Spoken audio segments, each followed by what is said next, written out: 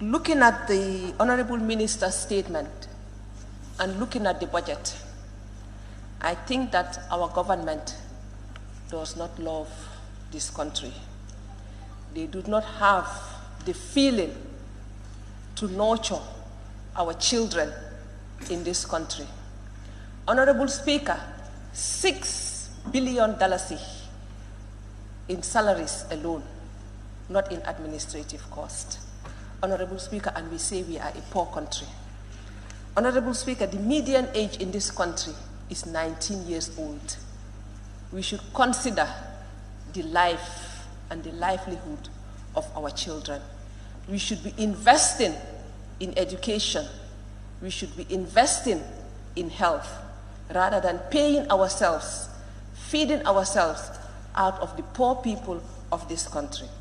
I will start with this August Assembly, Honorable Speaker.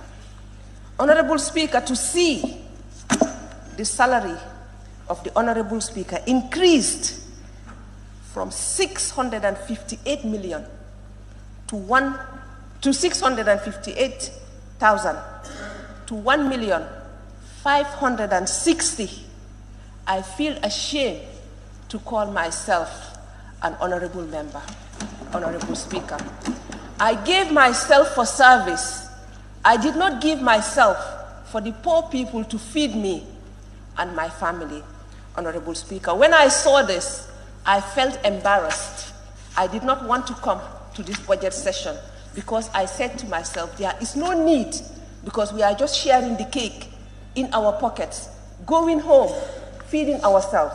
Not only that, but to see the responsibility allowance, the residential allowance, the roving allowance, and all those for the representatives of the people.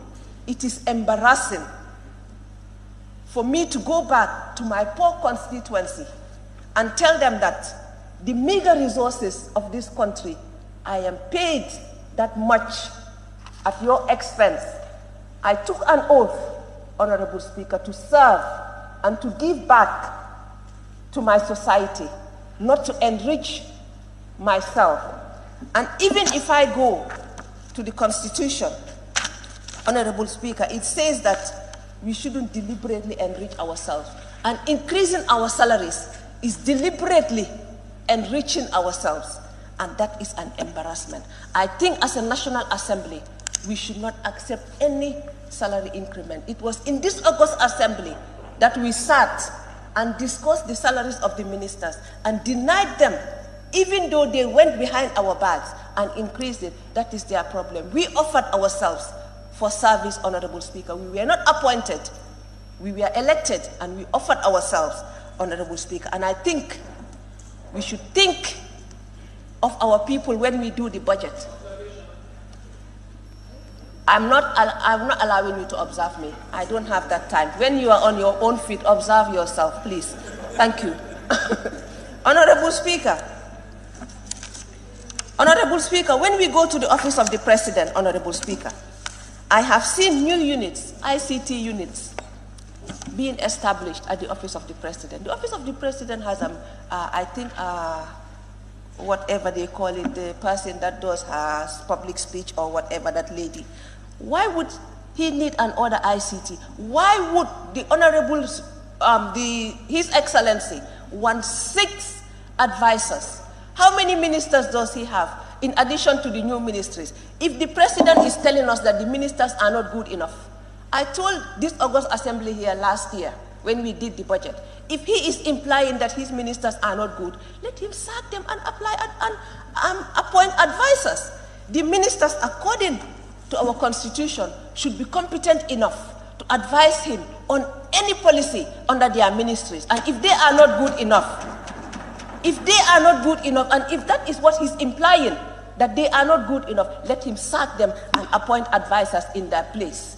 But as a poor country, we cannot be paying ministers and be paying advisors and be paying deputy advisors. Come on, we are a poor country. Instead of thinking of ourselves, 6 billion in emoluments alone. Come on.